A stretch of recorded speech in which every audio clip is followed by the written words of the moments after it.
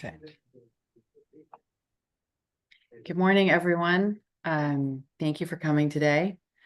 I want to apologize in advance because we haven't had this meeting in a little bit, so I'm a little out of practice. And I was up late last night watching the elections, so not at my most organized. So bear with me this morning if I do anything a little bit jumbled. Our meeting is being recorded, as you just heard, and I am going to read through the list of attendees that I see right now. If I'm missing anyone, please let me know. I'm Kirsten Yucatel from SANDAG. Also from SANDAG is Lauren Lee, running our meeting for us, and Anna Millar, also Richard Radcliffe and Suzanne Martinez. I see Brent Burge from Caltrans D11. Please let me know if I'm mispronouncing your name so I can pronounce it correctly in the future. Erica Espinosa-Reisa, Caltrans headquarters, Erica Vaca, Caltrans headquarters, Krishma Becca, Caltrans headquarters, John Kelly, EPA, Madeline Matson, San Diego, Michelle Giron, Port of San Diego, and that is all I see at the moment. Hi, this is Brent. It's Berge, not Burge. Berge, thank Thanks. you. You know, Brent, you're the first person to ever correct me on no doubt No worries. mispronunciation, so I really do appreciate it. Appreciate it. Okay, Brent Berge. So I'm going to say that out loud, so hopefully I remember it next meeting. All right. I don't see anyone else right now. So we'll I think move ahead, and if anyone else joins us, I'll announce their names also, just so that everyone knows who's here and has that record.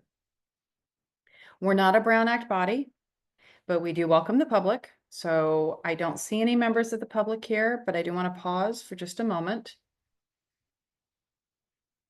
in case one is here without my realizing it. Hearing none, we'll move on to whether or not there are any member comments. I will start with a SANDAG announcement that probably won't really be relevant until next month, but there have been some shifts in the attendees for this meeting, the regular standing invitation recipients. And so we're going to put together a list internally of who is on the invite and then circulate it so that if you recognize someone is missing from your team or your agency who should be invited, you can let me know. Someone you've had to forward the invite to. I do get emails on occasion asking to be removed or added, but we're going to endeavor before the end of the year to get a updated list, make sure we have all of the right people being invited every month, and then send out a new meeting invite in January so that everything is sort of current and up to date. So you probably won't see that until the very beginning of next month, but just to let you know, if you know of anyone, feel free to just email me so we can add them now, anything like that. Keith Greer from SANDAG just joined us as well. But I list all the attendees I see right now. Are there any other member announcements?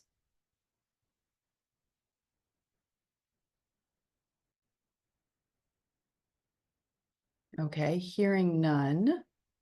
I'll also say that Sam Sanford from SANDAG is joining us now.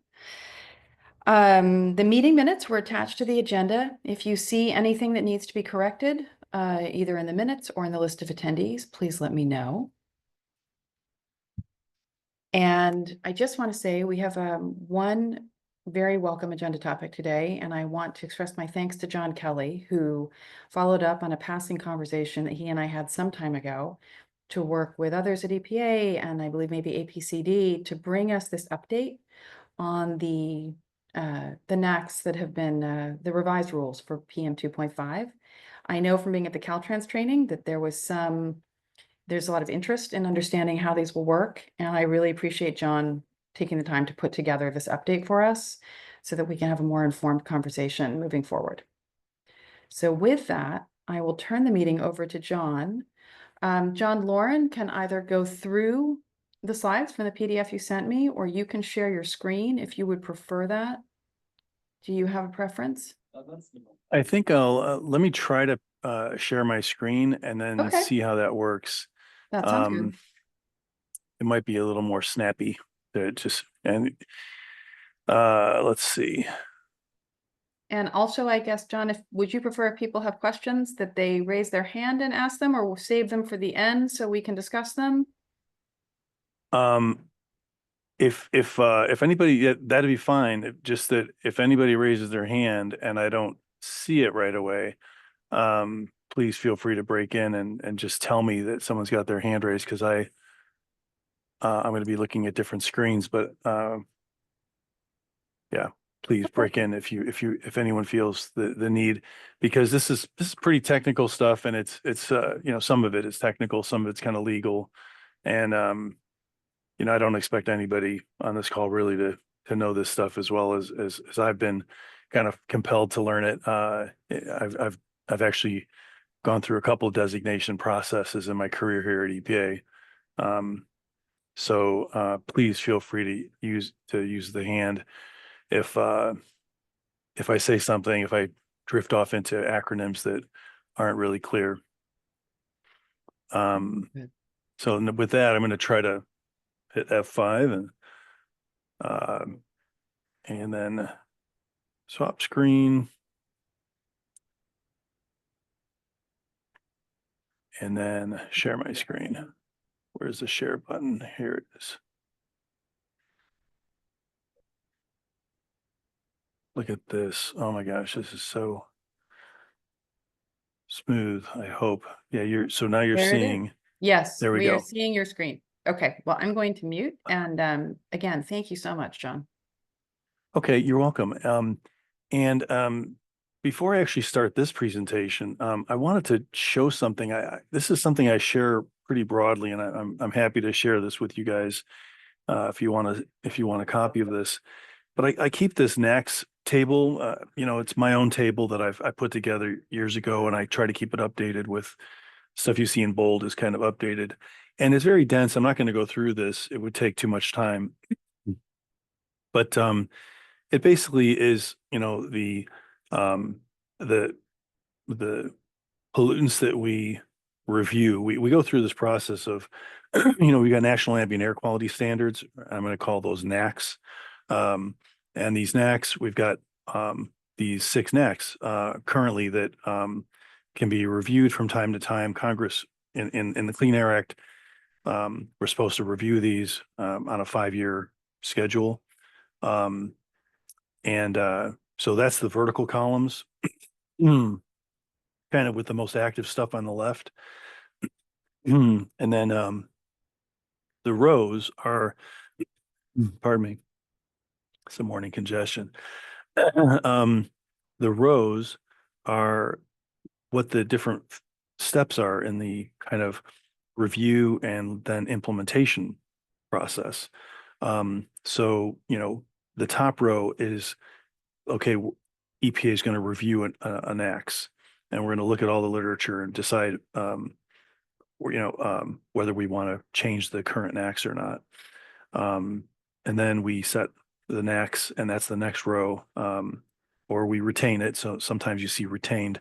If there's a retention, then nothing else happens. So that's why you see DNA, nothing does not apply below anything that says retained. But if we change it, then we have to make a schedule to designate and get SIPs in, get state implementation plans in to accommodate those new NACs. So that's all I wanted to say right now. I mean, the thing we're going to be talking about today is this column here with particulate matter. And so this schedule is all going to be, this is a very condensed version of the schedule that you'll see when I go through the slides. Okay. So yeah, we're going to call it, you know, the 2024 PM standards. You know, as time goes on, that, you know, that's how we tend to refer to these, is by the year. You know, like for ozone, the last time we updated the ozone standard, now we did a review in 2020, but it was retained. So the current most recent, you know, change to the NACs, and the one that we were getting state implementation plans for, we call it the 2015 NACs. So it's been a while. It's almost 10 years ago that we actually set a new standard for ozone. So now we're going to look at the 2024 NACs. And when we review, you know, this just says for particulate matter. It's because we review kind of every kind of particulate matter that there is. You know, when we do this kind of a review, it's not really honing in. I mean, we'll probably call it the 2024 PM 2.5 standards, a lot, but the review itself would have been for all the different forms of particulate matter. Let's see. What do I got to do to progress? Hit that little button there. So I took this presentation mostly from a presentation that was released in February, after at the same time that the standard was set. The original presentation was basically a national perspective. It was for the whole country. And this one, I'm going to shorten that overview a little bit. And then I added a couple slides at the end that focus specifically on San Diego. And then because of this group, specifically regarding transportation conformity.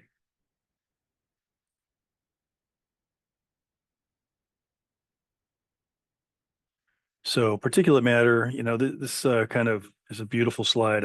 I had to keep this one in because it's got beach sand, human hair, and then you've got PM10, which is the little blue spheres. And then you see how small the PM 2.5 is, compared to the PM10. So it makes sense that there's 4 of them because 2.5 is 1/4 of 10. So that's basically how that works. Out of this very busy slide, all I really want to point out is that the level of the standard. This was a national. This was from this national presentation. So I don't really want to talk about PM10 or other forms of the PM 2.5 standard that were retained.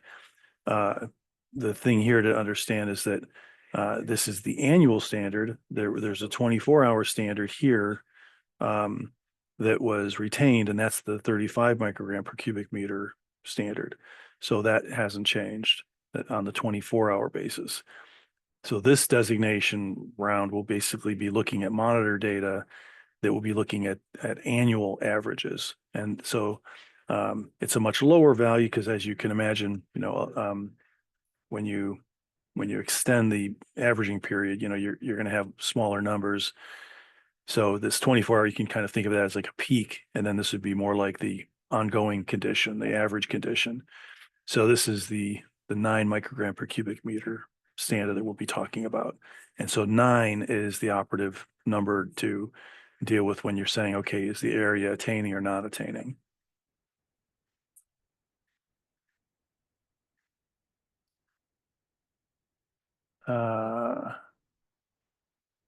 Let's see.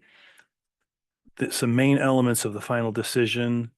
So we retained 24-hour standards, and there's also a secondary standard. So the primary is health-based and the secondary is considered welfare-based. And that's just like, human health versus welfare is things like, architectural coatings, organic material in your vehicles, rubber, anything rubber, your tires, your belts and hoses, that kind of stuff, and plant life. So that has been retained. We did actually change something that this is a finer point. These are sort of 2 finer points here. The EPA is also revising the air quality index. This has to happen because when we change the standard, we're changing the set point where like the green turns to different colors on the AQI. As you guys are probably familiar with those color coded AQI numbers. The monitoring network will also be changed, but I think it says it later on in bold somewhere that these monitoring changes are not going to affect these designations. We're basically designating with the monitors we have right now.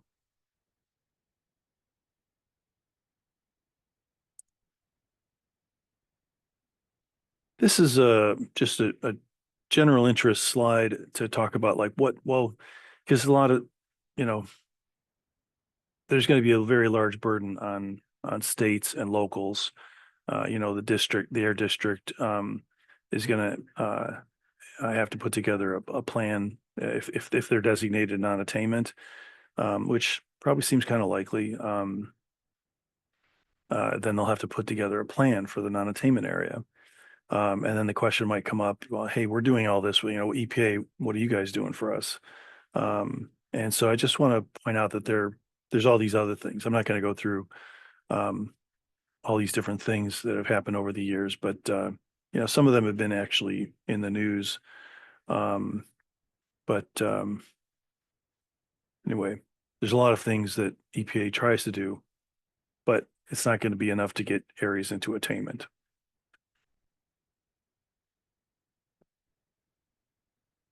Here's just some information about the monitoring network, and I've already made this point about new or moved monitors that have to happen as a result of the modification is not going to be affecting these designations. Here's the AQI colors I was talking about. Nothing really to note there, I think, except as you'd expect, the number 9 shows up in the first yellow indication there.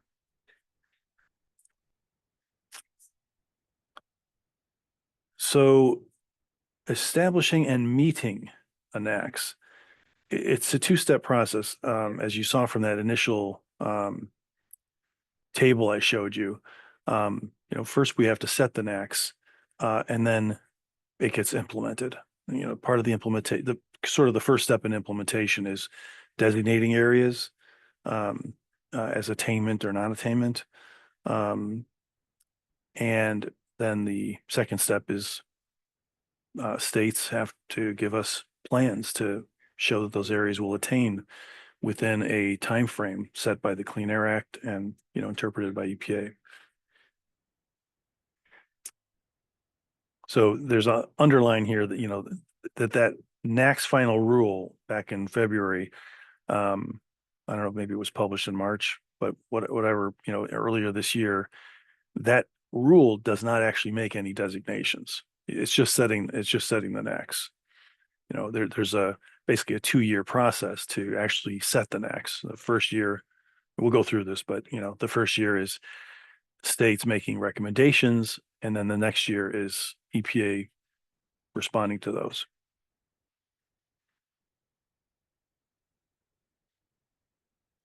Here's a slide that I want you to, this was again like the national perspective, and it's a very long time frame, all the way from 1990 to 2022, and even having a projection there for 2032. And so these are emissions and the trends during these years, and it's really an amazing, I'd say, kind of accomplishment. There's so much work that went into these reductions. It's hard to understate or overstate. You guys know what I mean. Yeah, and this is PM 2.5, SO2, and NOx. These are the precursors to 2.5, generally speaking. So take a look at this last section here on the right. Not forget about the projections, but this last little section, we're going to kind of zoom into that area towards the end when we talk about San Diego, and you'll see the same kind of lines here without this crossover. You see here this crossover with that was SO2, which thankfully we have a lot less SO2 in our environment that we're breathing, and all of us in California are very fortunate because this is definitely the case here in California for a long time. But nationally, we've gotten down pretty low too. But yeah, we'll see this kind of appear again.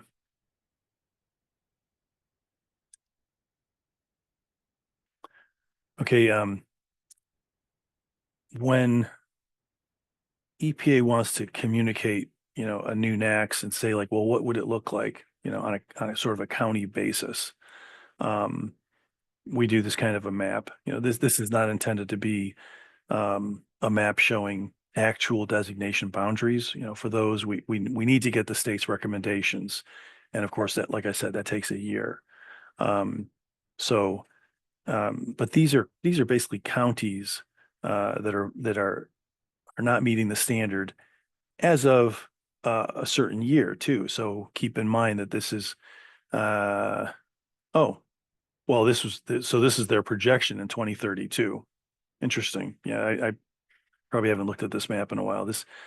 There are different kinds of these maps. Like sometimes they'll just show you like what the last 3 years of data would look like in terms of what counties would violate. But even then, I'd have to give you a caveat that says, hey, those last 3 years doesn't mean it, because it's a rolling 3-year average. So whatever the last 3 years were when the NACs got set is going to be a different 3 year. It's going to be an earlier 3 years than the NACs that the states will use to make the recommendation. And it'll be an even later 3-year average that EPA will use to actually designate areas. So we're using a 3-year average, and we always have to rely on like the most current data. But this map I think is important to see that, like, if we did nothing else, if we just had like the current SIPs that are in place, the current EPA rules and regulations that are in place, these are areas that we would project would still violate the standard. But the good news story here is obviously 99% would meet the standard, but there's some pretty large counties and large areas therefore in California.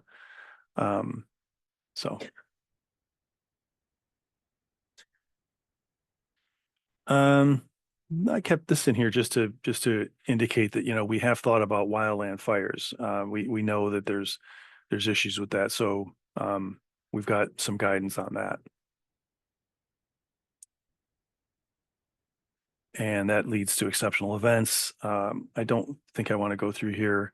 I don't probably have the most recent information about exceptional events to kind of describe all this, but we are aware that there's 2.5 wildfire exceptional events, and so we've got some guidance listed there. Then there's an FAQ that this is describing. So there's resources for the state and air districts to use if they think that an area is affected by exceptional events. And there is a timeline for exceptional events to be considered in the states making recommendations for what areas attain or don't attain.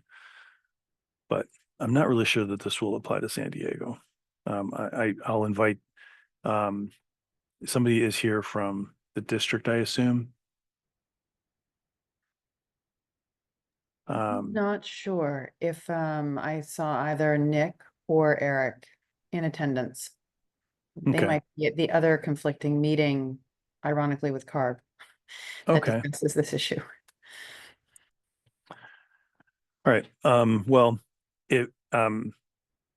I guess the district might have a better idea, but I have not heard anything from them so far that they think that they'll be able to use exceptional events to somehow impact the designations process.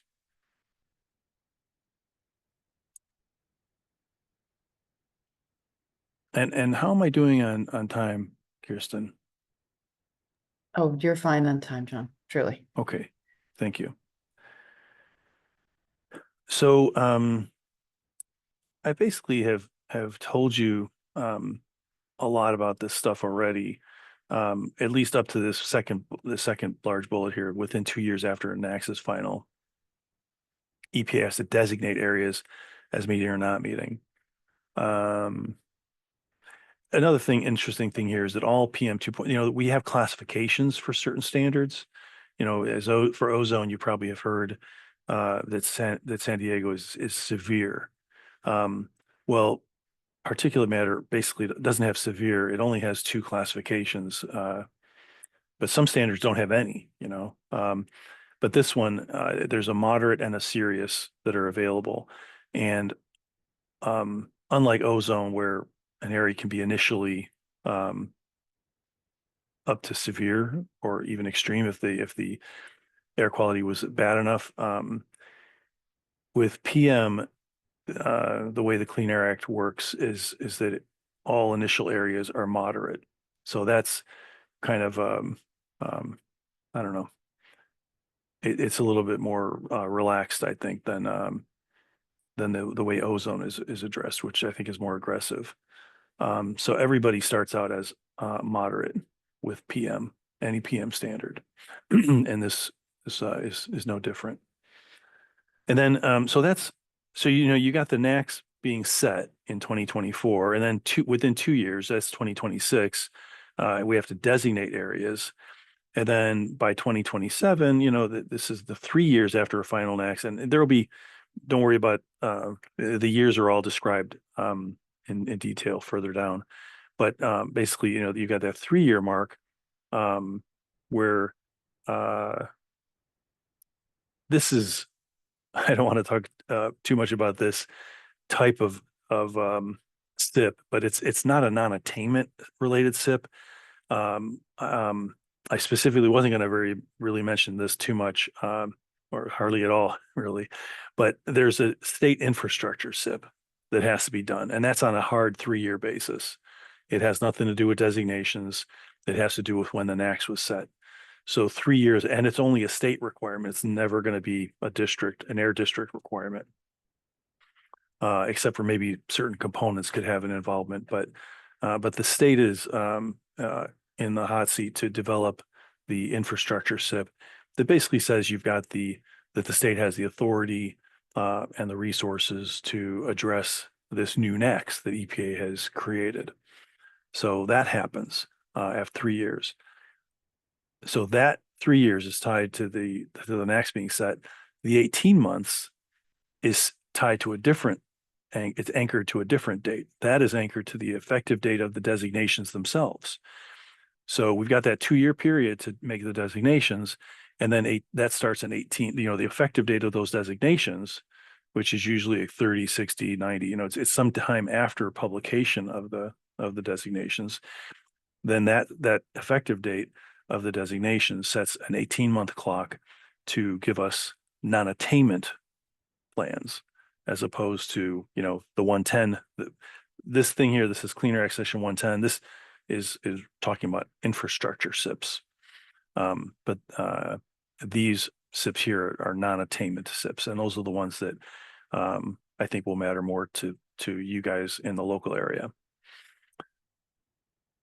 And then 6 calendar years later, after the effective date of designations, areas are required to attain if they want to stay moderate. If they can get that attainment, if they can get attainment by that 6-year mark, they can, get a redesignation to attainment, get a maintenance plan in place, and they're kind of start wrapping up the whole process here. However, if that attainment date is missed, then the area could possibly get bumped up to serious, and then it's another round of SIPs, et cetera. And that can happen more than 2 times, even though there's only 2 classifications. There are a couple other programs that we won't talk about today, but there could be multiple rounds of SIPs later if the serious, for example, if the serious attainment date were not met. So here's an actual schedule, putting all those kind of algebraic descriptions of, this many years after that date or whatever. So here we're putting it into, we're hard writing it. So February 7th, that's the date of the standard. 2025, those the recommendations. We will send out 120-day letters. Basically, before we make our decision, the Clean Air Act requires us to notify states or tribes if we disagree with any of their recommendations. If we intend to disagree and make a different designation than they have recommended, we give 120 days notice of our doing so. We generally go beyond that, though, as EPA always, in my experience, we've always just sent letters to everybody, whether we agree or disagree, and we'll kind of indicate in those letters whether we agree or disagree.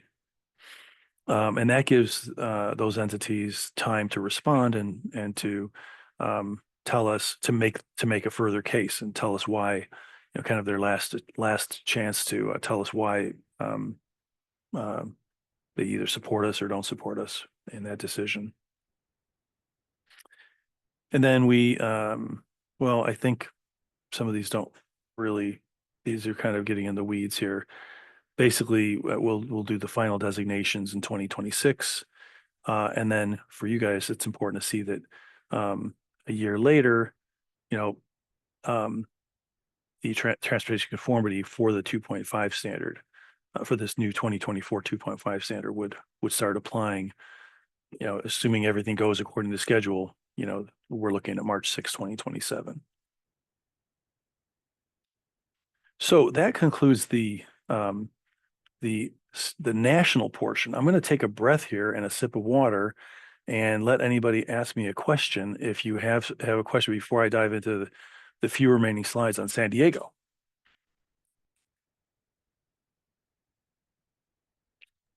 I have a question for you, John. I know that there's some air quality monitors, and I don't know if anyone from APCD is here, but that are going up in San Diego County, but they are not eligible to provide data for the new 3-year standard because they won't have had 3 years of clean data. Will they be used for anything in a future designation process, or is that information gathering not related to designations of non-attainment areas? Okay, I would want to defer this to our monitoring people, but given the fact, you know, in the nature of this presentation, I'm in planning. I'm not a monitoring person, so but I can tell you the little bit that I know, and hopefully this is not dangerous. You know, a little bit of information can be dangerous, as they say. But there are some things we do. I know that in the past we've had this a policy called a special purpose monitoring, and I don't know if that's really the kind of current policy or not. But we used to say that, okay, look, if you've got because sometimes some local or state entity will put up a monitor, or even a federal entity, you know, like say a federal agency of some kind, you know, a military base or a tribe, you know, a lot of the people put up what might be, you know, sort of regulatory quality monitor sites, but the purpose is only kind of temporary. And generally we've said that, you know, if this kind of monitoring is happening more than 2 years, then it could be used for regulatory purposes like a designation or perhaps even a bump up to another classification within that non-attainment designation. So I would say that you know, probably any monitoring that's been put up in recent time won't be used for this designation, but depending on how long and the quality of the monitoring, you know, it has to be, you know, I mean, if somebody puts up a purple air monitor outside their house, you know, a citizen, you know, that's not a regulatory monitor. So, and even if you put up a special purpose monitor to just kind of, hey, I want to see the background, or I want to see whatever you want to see, those won't be used probably unless they're in place for a little bit of time. Okay, thank you. But potentially, I would say that, you know, any monitoring site that goes up, you know, we'd have to ask our monitoring people, like, what circumstances would it take for this to be considered for regulatory purposes? And I mean, hey, if the non-attainment designation happens, when we designate, say there's a monitor that shows some different thing right after that, I don't think we're going to like go back and, you know, the designation happens, and then once it's effective, plans have to be submitted, and the wheels start turning there. So it's not like anything that would be put up would be like, hey, you know, let's consider this other monitor that shows we're attaining, and we're going to take it back. I mean, once the non-attainment designation is effective, there's sort of no going back. The Clean Air Act only allows one kind of exit ramp, and that's a redesignation to attainment with a 10-year maintenance plan in place. So, okay. Thank you. Very, very good. Thank you. So here's the sort of the tail end of that chart that I was telling you about. And you see here, it's a very clear, I mean, you almost could be excused for thinking that gray line is part of the base, but that gray line is sulfur. And so you see what I was saying about California, the sulfur is almost non-existent. And then you've got your PM 2.5, and then you've got that precursor, which is pretty much the main precursor then. If it's not sulfur, it's going to be NOx. That's going to be driving the PM 2.5 generation there. So yeah, I mean, this is going up just only up to 2020. This has no projection, but it's looking kind of flat or even rising as far as the PM emissions themselves, like kind of PM 2.5 direct. That would be direct PM 2.5. But yeah, I think that's direct 2.5 emissions. It's not necessarily the air quality monitor measurement. This is just emissions to the atmosphere. So you can see that there's some room to reduce NOx, and that would seem to me like the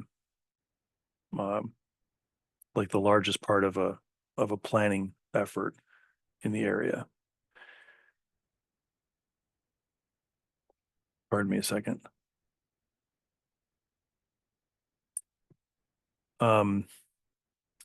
So let's see. This is a little snapshot. Speaking of monitors, I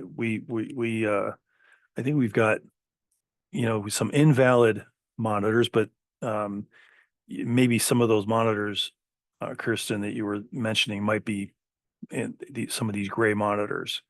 And, those don't look like they would be getting used for this designation process.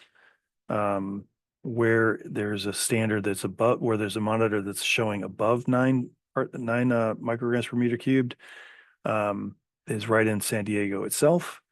And then way up high, I assume that's probably near Alpine or something.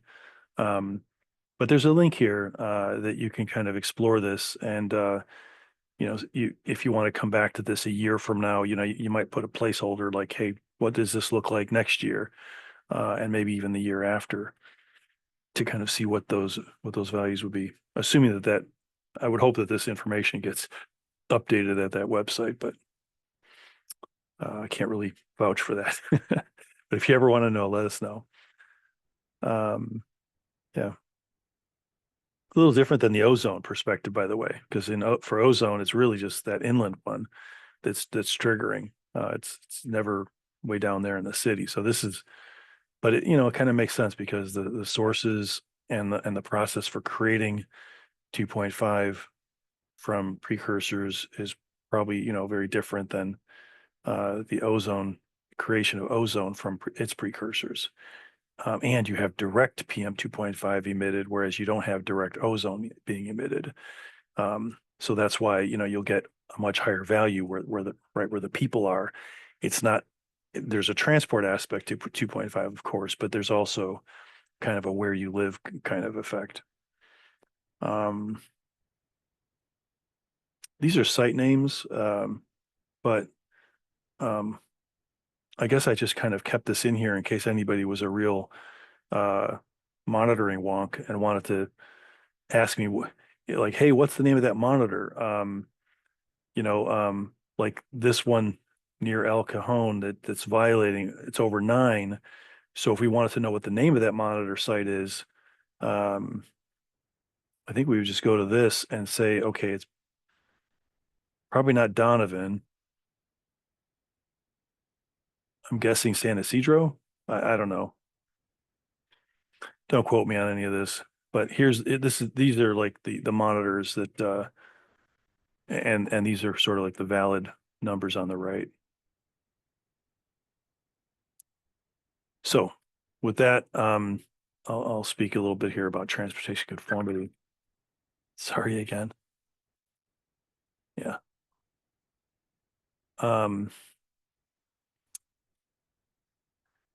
So transportation conformity doesn't apply to every single NACS. It really only relates to NACS that are involved in transportation or the precursors for those NACS.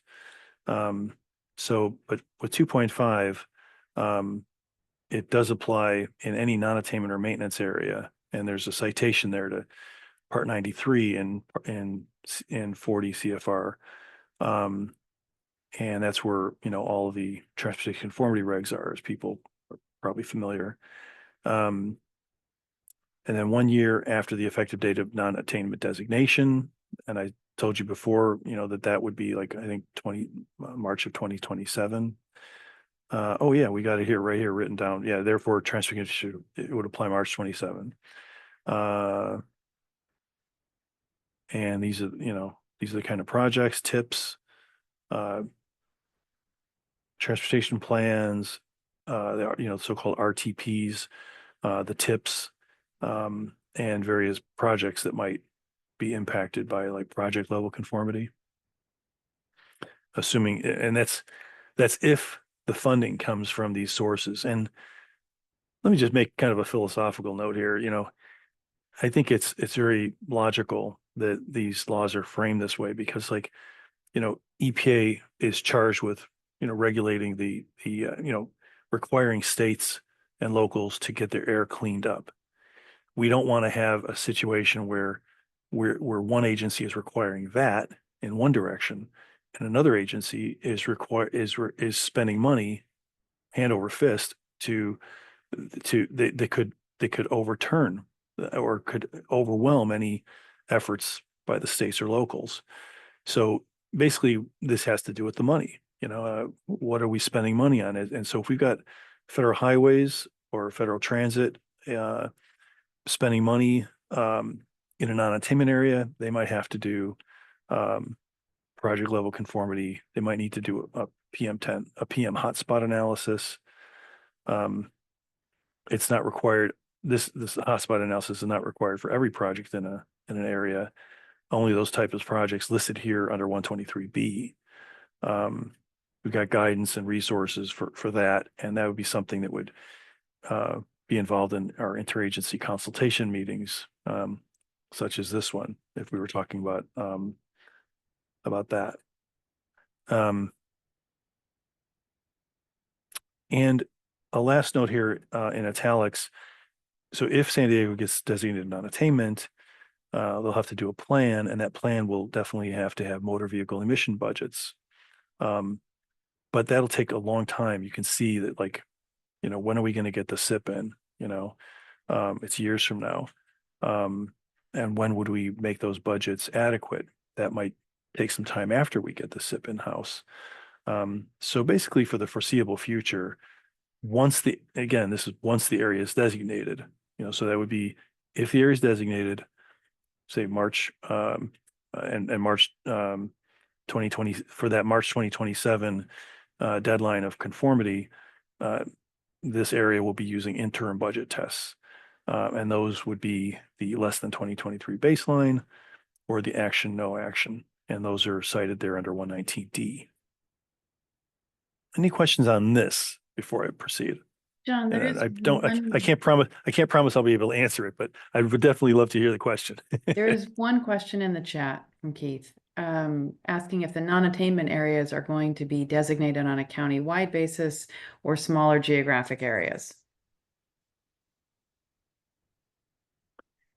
The question is, what are going to be the boundaries of the non-attainment area? Yes, and for Ozone, obviously, county, whether it's going to be similar or whether they will be more discrete geographical areas that are designated non-attainment.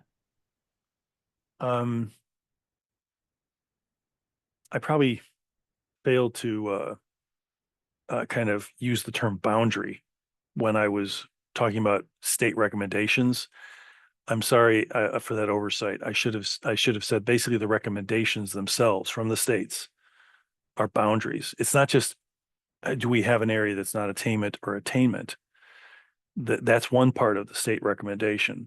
So if the state has to recommend that San Diego is not attainment, the state also gives us their recommended boundary, and typically this would be something that the local district would write a letter to the state saying, hey, here's what we think our boundary should be. We think this area might be non-attainment.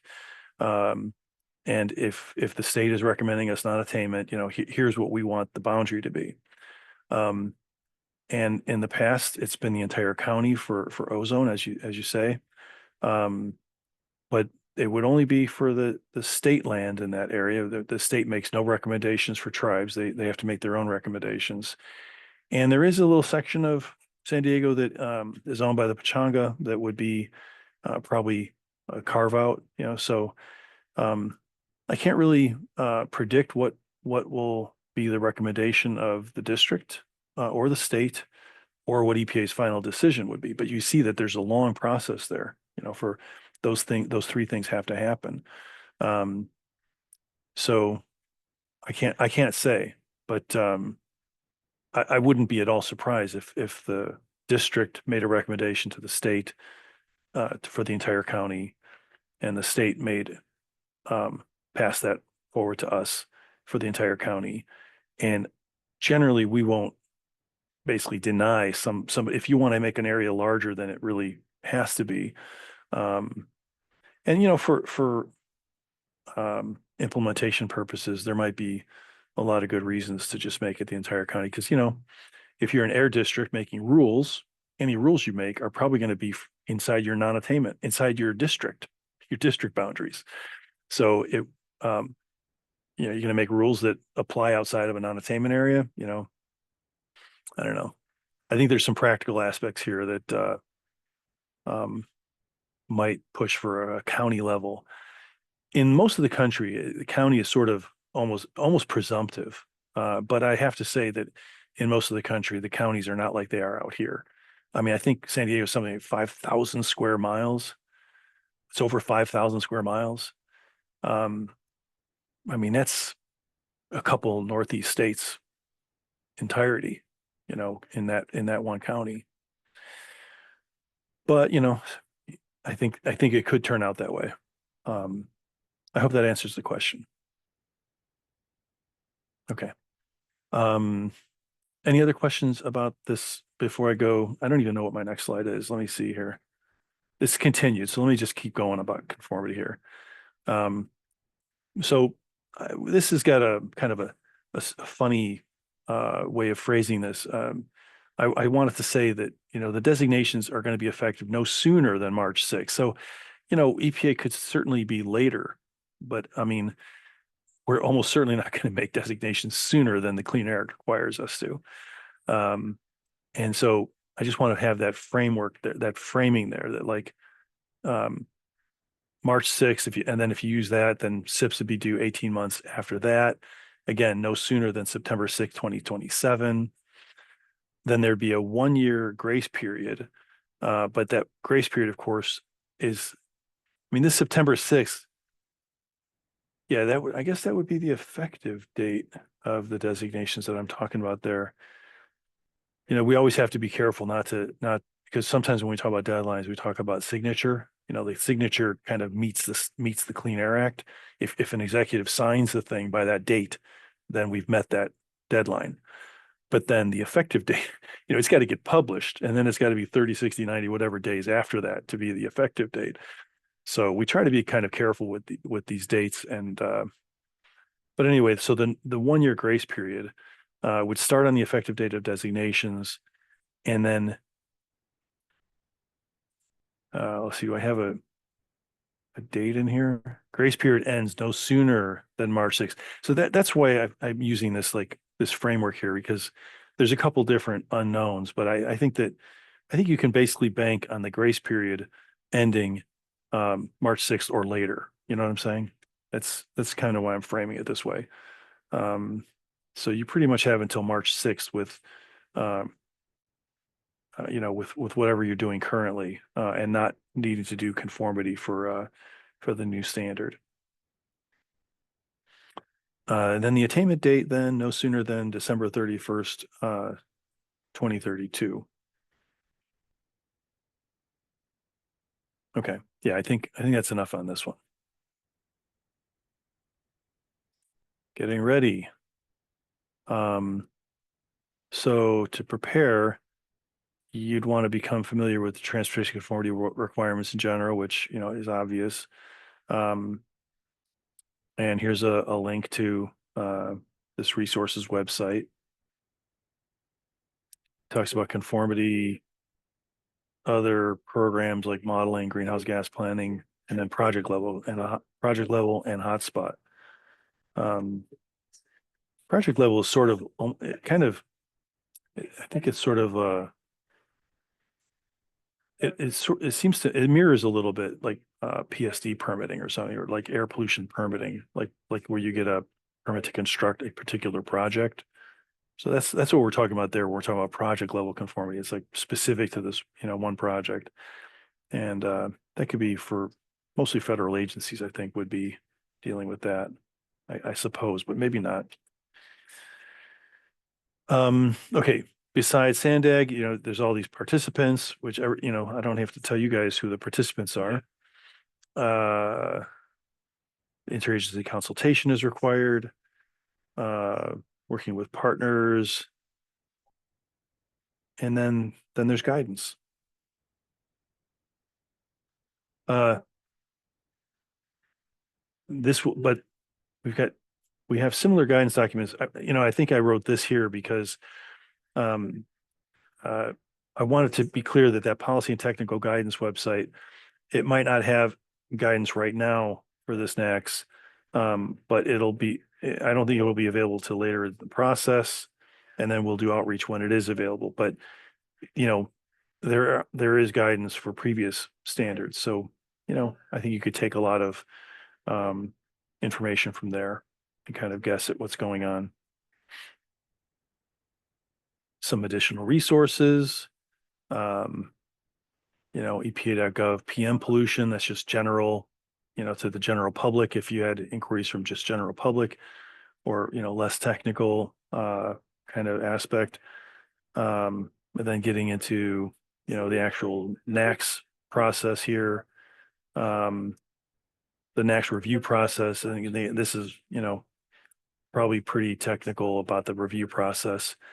And even I am not that close to that process. This is something all that basically happens at headquarters. The regions, people like me get more involved in the designations process, even though that is something technically that happens at headquarters. They proceed with regional input because we're the ones who are closer to the monitors, the monitoring programs. So, and they utilize us for a lot of the technical analysis that goes into the designations. As well as the actual recommendations themselves, you know, hey, where's that letter from CARB? You know, we'll have it for headquarters. So, yeah, this review process might not be very helpful link, but then this transportation conformity guidance, and that, of course, like I said before, this is on a previous NACS. So is that the last slide? Yeah, that is the last slide. So I'm going to stop sharing. I'm going to leave it sharing though for a minute in case I have to go back. Does anybody have any questions? I'm happy to take any. You probably know way more than you ever thought you'd know about this designations process at this point. Okay, I'm going to stop sharing and turn it back over to you, Kirsten. Thank you, so much, everybody. John. And really, Sure. thank you for the presentation. It's really helpful. Good. That is our only agenda topic today. Our next meeting is in December at our usual time. Lauren, do you want to pull up the agenda just so everyone can see the date instead of having to listen to me, if that's possible? If not, if memory serves, it's December 4th. Is that right? Look, I didn't even put it. So the agenda doesn't even help. I'm pretty sure it's December 4th. If memory serves, that would be the first Wednesday in December. We do expect to bring consultation to consult on criteria for the 25 regional plan. We are hoping to bring you the network, and we are bringing ABM3, which is our new travel demand model. It's not an entire departure from ABM2, but it is new in some significant respects. And so our modeling team is coming to bring you the model, and we will hopefully bring the network so we can continue progressing on that consultation process. And that's all. Prior to adjourning, let me just say thank you again to everyone. And if anyone has any questions or concerns, please feel free to email me, reach out, let me know. And thank you very much. Have a great day.